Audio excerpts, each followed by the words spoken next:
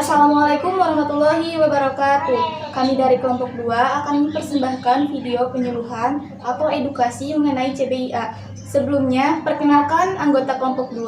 Saya sendiri Rizka Kartika sebagai ibu rumah tangga. Saya Elenur Aziza sebagai mahasiswa. Saya Christine Tira sebagai fasilitator. Saya Fadila Amatullah Alfa sebagai fasilitator 2. Saya Bita Putri sebagai pekerja. Saya Priska Fauzi sebagai anak SMK.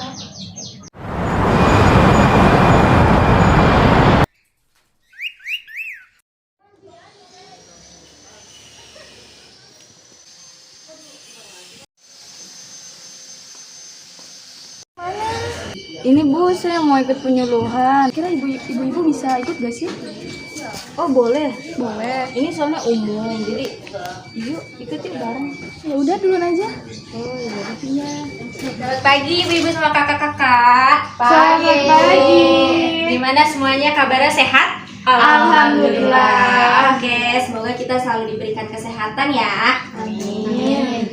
Sebelumnya saya ingin mengucapkan banyak terima kasih sama kakak-kakak sama ibu-ibu di sini karena udah hadir di acara kegiatan cara belajar insan aktif pada hari ini. Nah, perkenalkan nama saya Christine Tira. Di sini saya sebagai pembawa materi pada acara belajar hari ini dan nanti saya akan dibantu oleh teman saya Fadila pada sesi diskusi dan materi.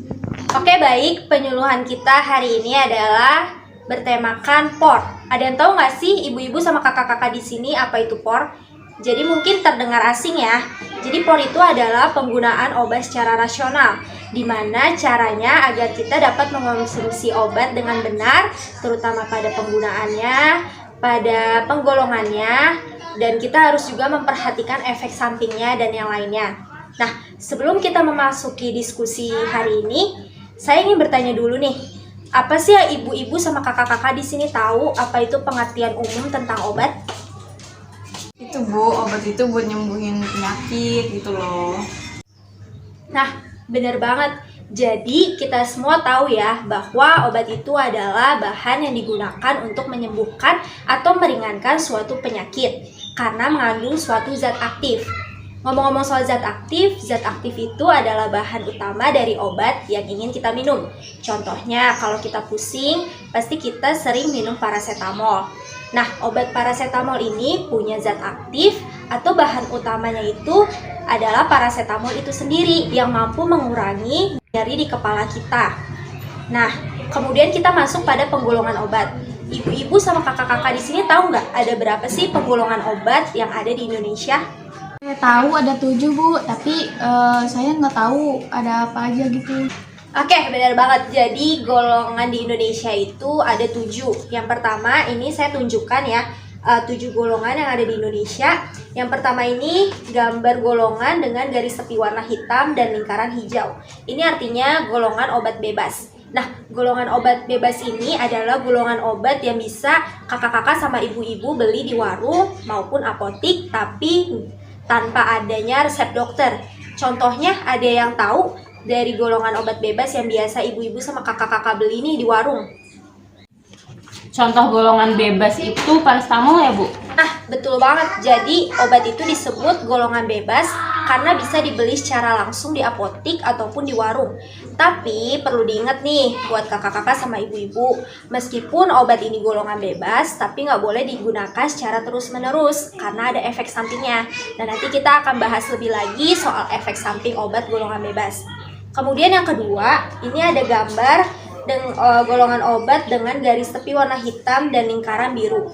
Ini artinya obat dengan golongan bebas terbatas, di mana obat ini masih bisa dibeli bebas tanpa harus ada resep dokter, tetapi harus hati-hati nih saat menggunakannya karena terdapat beberapa peringatan. Nah, di sini saya tunjukkan ada 6 peringatan obat bebas terbatas. Oke, jadi bisa dilihat ya ibu-ibu sama kakak-kakak di sini saya tunjukkan ada 6 peringatan dari obat golongan bebas terbatas. Bisa dilihat nomor 1 sampai nomor 6 ada kata-katanya tersendiri ya. Jadi harus dibaca jika kalian menggunakan obat dengan golongan bebas terbatas. Karena peringatan nomor 1 itu ada tulisan awas obat keras dan bacalah aturan pemakaiannya. Jadi kalau misalnya ibu-ibu sama kakak-kakak di sini dapat dengan golongan gambar tadi, garis tepi warna hitam, dan lingkaran biru, itu harus dibaca dulu meskipun dia obat keras, jadi harus dibaca aturan pemakaiannya. Kemudian peringatan nomor 2, awas obat keras hanya untuk kumur, jangan ditelan. Contohnya seperti pada obat kumur-kumur mulut. Kemudian peringatan nomor 3, awas obat keras hanya untuk bagian luar dari badan, artinya itu obat seperti salep. Kemudian peringatan nomor 4, awas obat keras hanya untuk dibakar. Nomor 5, awas obat keras tidak boleh ditelan. Dan terakhir, nomor 6, awas obat keras, obat wasir jangan ditelan. Jadi penggunaan obat wasir itu melalui dubur ya. Dengan golongan bebas terbatas, contohnya apa ya Bu? Biar kalau saya mau beli harus hati-hati. Nah, contoh dari golongan obat bebas terbatas itu misalnya kalau ibu-ibu sama kakak-kakak nih lagi pilek terus alergi dan beli obat CTM. Nah, ini adalah salah satu contoh obat dengan golongan bebas terbatas. Usahain kalau ibu membeli obat CTM harus dibaca terlebih dahulu bagaimana dosisnya, penggunaannya, serta tanda peringatannya ada di belakang obatnya sebelum ibu-ibu sama kakak-kakak mengonsumsi obatnya. Kemudian kita lanjut ke obat golongan ketiga. Nah, golongan ini ditandai dengan lingkaran merah dengan garis tepi berwarna hitam dan huruf K di tengah.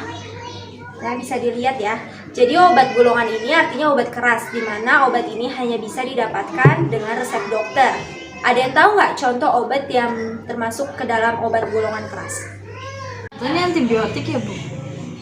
Nah, betul. Contoh obatnya itu seperti antibiotik, di mana obat antibiotik itu nggak boleh disembarang konsumsi karena berbahaya, dapat meracuni tubuh, memperparah penyakit, dan memperparah kematian. Sehingga harus digunakan sesuai aturan dosis yang tepat. Kemudian selanjutnya obat golongan keempat. Nah, di sini bisa dilihat semuanya obat golongan keempat. Pernah lihat mungkin gambar dari golongan obat ini? Nah, obat golongan ini itu adalah obat golongan narkotika, di mana merupakan golongan obat paling berbahaya. Nah, golongan obat narkotika itu punya simbol seperti ini ya, ada tanda plus dengan lingkaran warna merah. Nah, obat ini tuh hanya bisa didapatkan dengan resep dokter, dengan tanda tangan dokter yang disertai dengan nomor izin praktiknya dari dokter. Dan tidak dapat menggunakan salinan resep atau kopi resep. Nah, golongan obat ini juga sering digunakan dokter sebagai obat bius dan anti nyeri, atau nama lainnya itu analgetik dengan potensi yang kuat. Obat golongan narkotik, obat kodein ya Bu, buat batuk. Tapi kok boleh ya digunain sebagai obat? Nanti kalau pas saya minum keciduk polisi gimana Bu? Kok saya jadi takut ya? Betul banget. Jadi obat-obatan narkotika itu atau psikotropika bisa menimbulkan ketergantungan pada penggunaannya. Sehingga jika kita ingin memakainya harus diawasi dengan ketat sesuai anjuran dan kebutuhan dari dokter. Kodein itu digunakan untuk obat batuk karena dia punya sifat sebagai pengencer dahak. Nah, kodein ini bisa digunakan sebagai obat tetapi dengan dosis yang kecil ya, ibu-ibu sama kakak-kakak, dan terlebih dosisnya dari si kodein ini masih dalam pengawasan dokter. Selanjutnya saya akan menunjukkan golongan obat kelima. Nah, ini dinamakan golongan obat fitofarmaka, di mana golongan ini punya tanda kristal salju warna hijau di lingkaran kuning dengan tepinya warna hijau. Kemudian kita masuk ke penggolongan obat nomor 6, di mana obat ini dinamakan obat herbal terstandar. Golongan obat ini ditandai dengan simbol lingkaran kuning, dengan garis tepi warna hijau, dan dengan gambar 3 buah bintang hijau di dalamnya. Bisa dilihat ya ibu-ibu sama kakak-kakak di sini bagaimana gambar dari penggolongan obat OHT. Dan kita masuk ke penggolongan yang ketujuh, yaitu penggolongan obat yang terakhir. Nah, bisa dilihat ini adalah golongan dari jamu. Tahu jamu ya, pasti semuanya ya. Jadi kemasan obat herbal dilabeli dengan gambar logo tumbuhan atau pohon berwarna hijau dengan lingkaran warna hijau. Nah, bahan dasar dari obat herbal terbuat dari seluruh bagian tanaman yang telah diolah untuk mendapatkan khasiatnya sesuai dengan prosedur keamanannya. Lalu apa yang bedain golongan 5, 6, dan 7 Bu? Nah, yang lain tahu nggak perbedaan golongan dari kelima, 6, dan 7? Atau mungkin ada yang tahu contoh obatnya yang sering lihat di logonya atau di bungkus-bungkus obat? Mungkin kalau jamu itu dibuat dari bahan alam ya Bu? Nah, betul banget nih. Jadi semua bisa dikatakan sebagai jamu bila telah digunakan oleh lebih dari 3 generasi. Nah, kalau OHT sendiri atau obat herbal terstandar, dia itu adalah obat tradisional yang telah diuji berkhasiat secara praklinis terhadap hewan percobaan, lolos dari uji toksisitas atau uji racun maupun kronis, dan terdiri dari bahan yang terstandar seperti ekstrak yang telah memenuhi parameter mutu dan dibuat dengan cara yang higienis. Contohnya antamin, OB herbal, mastin, lelap, diapet ya Bu. Nah, betul banget nih kakak-kakak sama ibu-ibu. Jadi fitofarmaka itu obat tradisional yang telah teruji khasiatnya melalui praklinis atau pada hewan percobaan dan uji klinis pada manusia, serta terbukti aman melalui uji toksisitas, bahan bakunya terstandar dan diproduksi secara higienis bermutu sesuai dengan standar yang ditetapkan. Nah, baik. Ini ada 7 golongan obat POR atau penggunaan obat secara rasional yang telah saya sampaikan. Sebelum kita memasuki pembahasan selanjutnya, apakah ada yang ingin bertanya atau ada yang mau sharing-sharing nih tentang pengalamannya dalam menggunakan obat yang rasional atau mungkin kurang rasional? Setelah itu saya akan berikan kepada Kakak Fadila. Saya mau nanya nih Bu, saya 2 tahun terakhir ini suka mengkonsumsi obat paracetamol karena emang kalau saya pusing sedikit yang saya cari pasti obat paracetamol. Ada nggak sih efek samping dari obat paracetamol? Karena saya suka mengkonsumsi obat tersebut setiap hari. Oke, baik, terima kasih Bu Ois. Jadi sebelumnya kita balik lagi nih ke penggolongan obat. Seperti yang kita tahu, obat paracetamol ini kan termasuk dalam golongan obat bebas.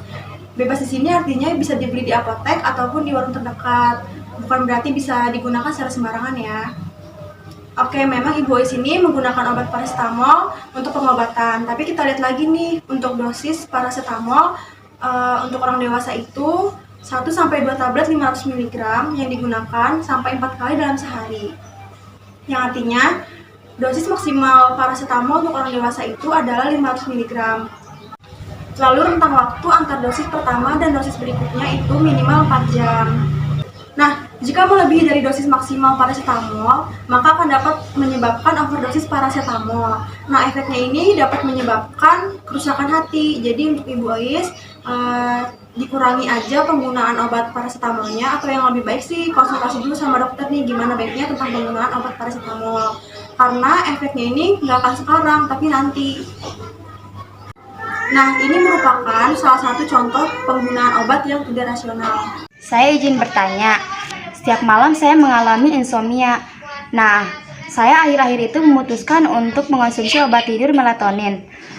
Tapi akhir-akhir ini saya malah semakin tidak bisa tidur.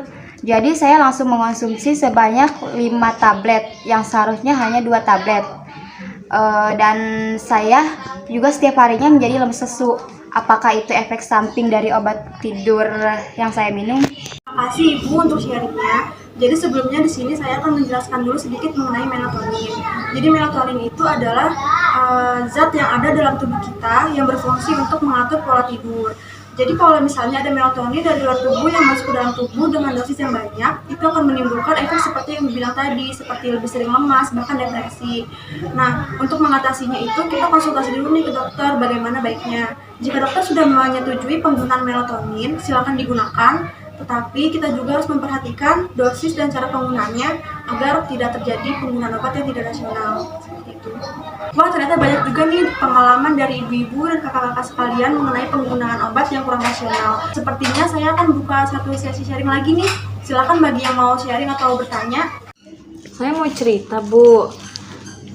Jadi pernah saya konsumsi obat antibiotik, terus nggak ada resep dari dokter.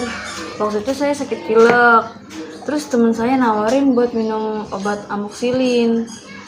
Karena waktu itu saya pengen sembuh, jadi saya sering minum obat itu. Kata teman saya, ampuh gitu. Jadi sebelumnya saya izin menjelaskan dulu mengenai antibiotik ya Bu. Jadi antibiotik itu kan obat yang digunakan untuk mengatasi bakteri.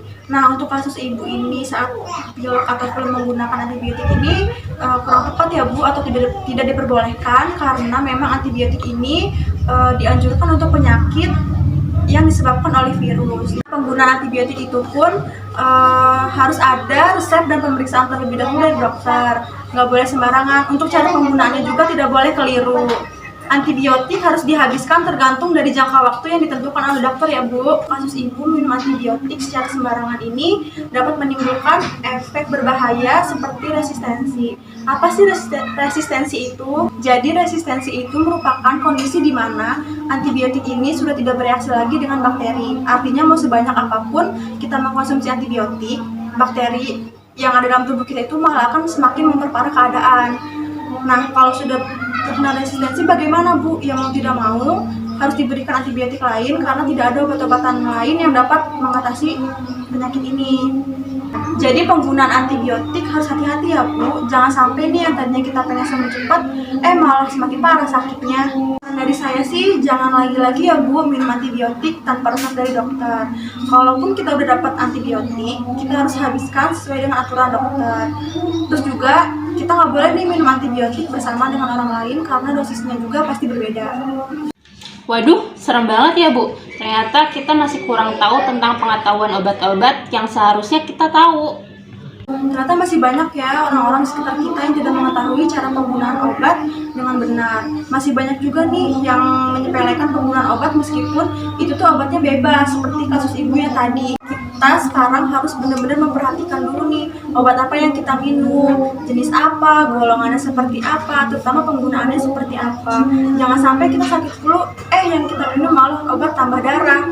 Yang rugi kita sendiri loh. Kalau memang nggak ngerti, kita coba nih untuk bertanya kepada apoteker ataupun dokter. Mereka tuh seneng loh kalau misalnya kita itu lebih aware sama kesehatan kita sendiri.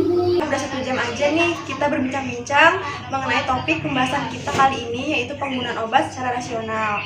Mungkin ini saja yang bisa saya dan rekan saya sampaikan. Semoga bermanfaat untuk ibu-ibu dan kakak-kakak. Jangan lupa jaga kesehatan selalu diri Anda dan keluarga agar terhindar dari penggunaan obat yang tidak sesuai dengan penggunaannya.